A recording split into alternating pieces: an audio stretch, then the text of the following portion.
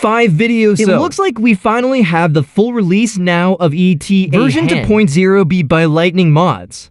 Now we have had a pre-release build for several weeks, and also test builds that have been coming out, and the people have been posting here and there. But this is the full release that now has full support for 5.x and 6.x which firmwares. Basically means if you're on a 5.x or now 6.x you can now jailbreak your PS5 up to the same point as previous jailbreaks, like 3.0 to 4.51. So you're now basically on par with those other firmwares, which is awesome. There's also a new Itemzflow build to go as well as there is with all etaHEN updates that we'll get into before we get into all of the features. Because this is a massive update that has lots of new things not only for 5.x and 6.x getting lots of new features that are now added in this version too. So before we get into let's take a quick look at how to get this set up. And then we'll go through all of the new features that have been added here in this version. So first things first, you want to head over to the exploit site. So whether you're using UMTX1 or UMTX2 is kind of the go-to one. So if you head on over to your exploit I'm using idle sources host, which is the one I always recommend. And then make sure that you allow it to cache the new payload, because when etaHEN 2.0B gets added to this host, it will need to cache that payload. So you'll get a message saying it's caching the payloads. Once that's done, it will say it's finished. And you'll need to refresh by hitting options and then hitting the reload option. And then it should say the cache is up to date. So it has the new payload cached. At that point, you can then select the option to run the jailbreak and wait for that to complete. And once it completes, you should get the payload option. So what you want to do is obviously select etaHEN 2.0B. And that will get etaHEN up and running on your console with all of the new features that it provides. Obviously, if you're on a 6.xx you cannot use the web browser to load it. So you'll need to use the Blu-ray exploit or the Lua I've already done a guide that shows you how to load K-stuff on those firmwares. Obviously, you can just use it to send etaHEN instead of K-stuff by basically just using payload injector like Netcat GUI, entering your PS5's IP with the port No.2.190, and then dragging your etaHEN.bin payload inside the program, and then just sending it to your console. Once you have the Blu-ray exploit or the Lua exploit so that it has the ELF loader running, you can just send the payload with a payload injector, and it will execute etaHEN on those systems as well. So anyway, that's the general idea of how you get things to get etaHEN running. So once you have etaHEN up we can head into our settings. We'll go down to our debug settings, which contains our etaHEN toolbox. So starting with some of the obvious stuff. If we head into the services, we actually have a new option here called Direct Package Version 2. If we enable this, it runs a web UI on the PS5's IP address on port 2800. So on the computer, we can just enter that same IP address and port number into URL of a web browser, and if we go there, it will take us to the site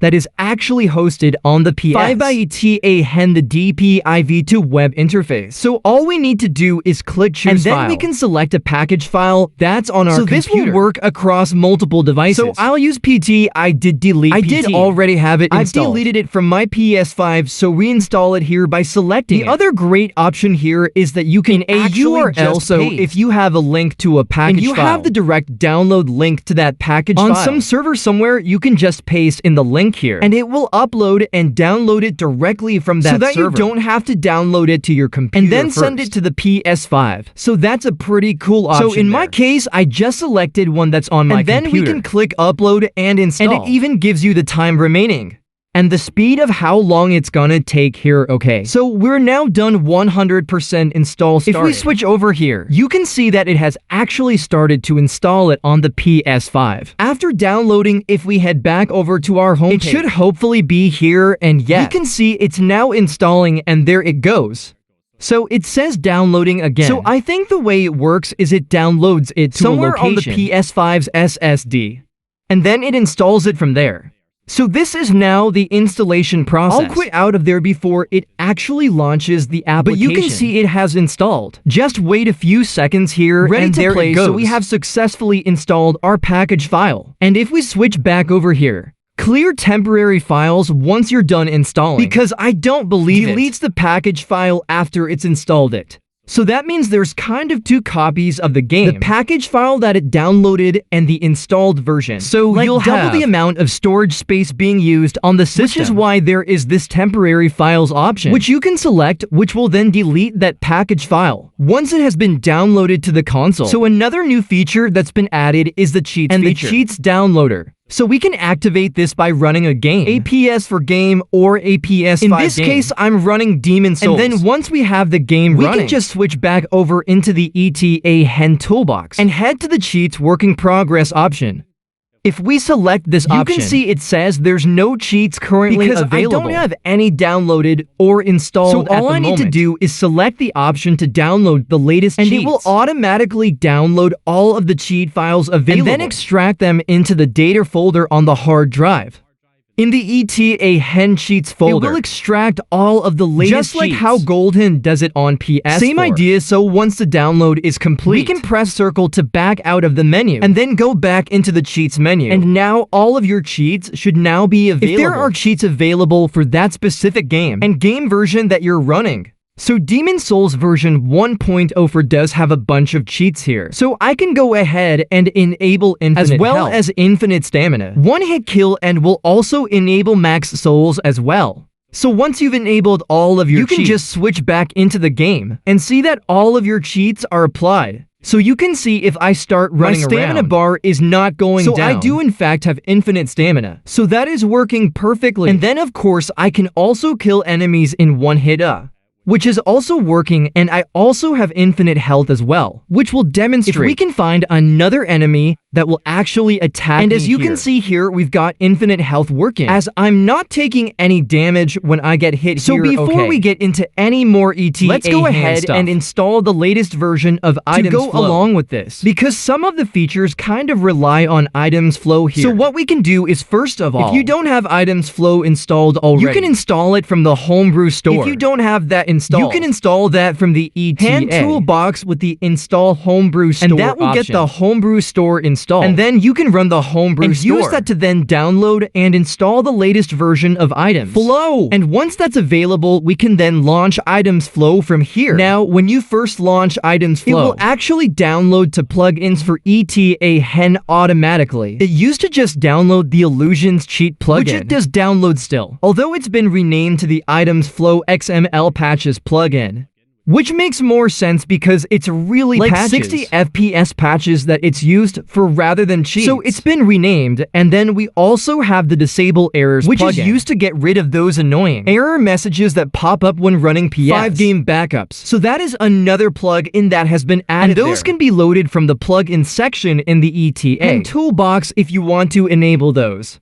And now that we have Itemzflow installed, we can take a look at another option that's been added in which is the etaHEN toolbox on startup feature, which is enabled by default. And this will just load this custom toolbox menu that we're in whenever we load etaHEN, and we now have the option to disable this. If you don't want to load this menu, and instead you just want the regular debug settings to load whenever you load etaHEN instead, and that is what this will do. Now, one of the reasons why this has been added is to fix the issue with rest mode, where it was causing some instability when trying to load the toolbox when recovering from rest mode. So in order to use rest mode properly, you are gonna want to disable this option to allow you to safely put the system and then recover from rest mode while still running etaHEN, even though it will not load the toolbox. When we recover from rest mode, we'll put the system into rest mode, and then I'll skip forward here until we recover from rest mode. And you can see we get the message saying that etaHEN is recovering from rest mode. We get everything up and running again. So etaHEN is still working now after recovering from rest mode. But when we go into the settings and we check our debug settings, we now have the regular debug settings menu. Instead of the etaHEN toolbox, we still have etaHEN so that running, we can load our fake packages and our Homebrew and everything. And if you're wondering, how do I get the toolbox back again? What you can do is run Itemzflow. And from Itemzflow, we can press the options button to head into the settings. We now have this new option here called etaHEN toolbox. And if we select that with X, we have the option to inject and re-add the toolbox. So if we select that option, it will go ahead and reactivate the toolbox. Although though as you can see with case stuff, it says it can take up to 2 minutes. And it really can take that long in order for it to re-enable. And then if we just skip forward to the point where it says etaHEN toolbox has been successfully enabled. Back up and loaded. And then also in the etaHEN toolbox, if you press options, right on the D-pad or left on the D-pad, it will give you another option, which is to toggle the auto start etaHEN toolbox on startup, so that when you next load etaHEN again, it will re-enable the toolbox. So that's another option that you can enable from there as well. But if we switch back over again, back into the debug settings, you can see we now have the etaHEN toolbox loaded again. So that is how you can retoggle the toolbox after you've already deactivated it. And then on top of that, we also have the retail game updates installer. If we select a retail game like Bloodborne, and we go to retail game updates, it can actually download the latest updates from Sony and allow you to install them. And if you're not spoofing your PS4 firmware version, it will also tell you if your firmware version is compatible with that retail update, so you can make sure that you're installing an update that's actually compatible with the firmware. So it will load, so that is an option. Now, the reason it's saying mine is spoofed is because I loaded idle this using exploit host, which does automatically spoof the PS4 STK to 99.9 right now, with UMTX to that might be changed in a future update. I suspect it probably will be. Because one of the new features that's been added here is a spoofing feature. etaHEN, which will allow installing higher firmware fake packages without actually spoofing the system version. And that is specifically to avoid this issue, so that exploit hosts will not need to automatically spoof the version to 99.9, which will interfere with this update checking process in Itemzflow. It's not necessary for exploit hosts to do that anymore, since etaHEN will automatically patch it without having to spoof that number.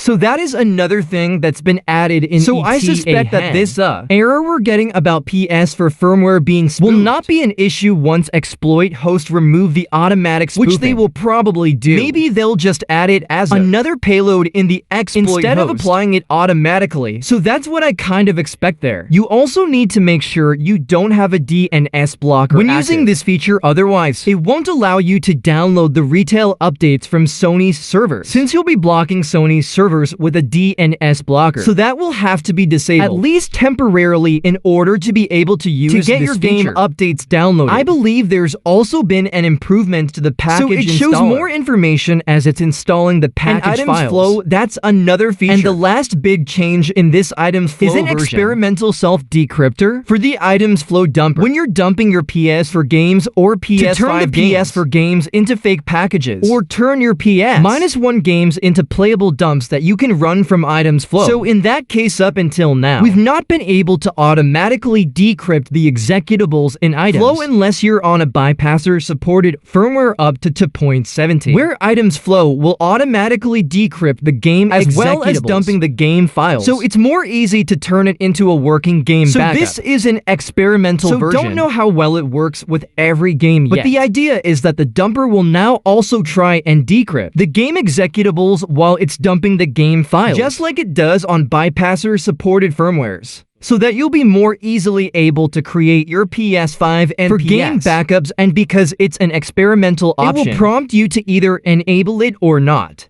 So you have the choice to just dump the normal game files as it did before, or you can enable this experimental feature to see if it will successfully decrypt the game executables for you. So those are the new options that have been added to go along with this new build of etaHEN. Now finally, there's also a bunch of other things that have also been things that are more in the background. I mentioned the spoofing feature, which is something that's more in the background. We also have a few more features like all eternal payloads, PS5 and case stuff are now loaded by etaHEN itself, whereas previously it would send it to load those payloads kind of separately.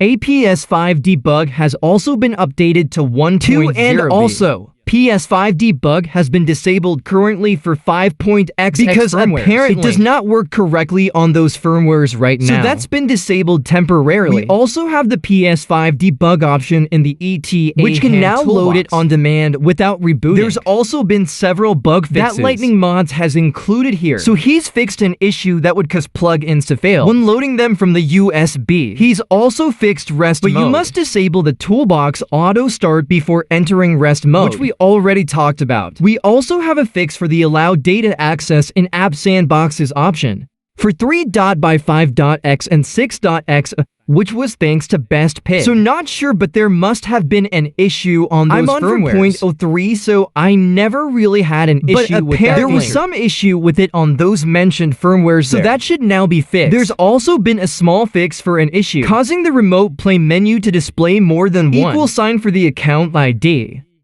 Which again, not a big issue, but that's been resolved as well. And also FPKG, I was kind of showing up as a legacy application, so that's now been whitelisted in etaHEN. It should no longer give you that message about it being a legacy application, like it's not designed for PS5. So that's also been resolved as well. So this is definitely a monumental release of etaHEN with lots of new features. And of course, the big thing being 5.x and 6.x support, which finally brings those firmwares up to the same level as previous jailbreaks. So that we're pretty much all on the same page for 3.x and now 5.x and 6.x. So fantastic for everybody on 5.x and everybody else on older firmwares who already have a jailbreak. Now you have a ton of extra features that you can play around with etaHEN and Itemzflow. So anyway, hope you guys enjoyed this video or found the information useful. Please leave a like and subscribe, and once again, as always,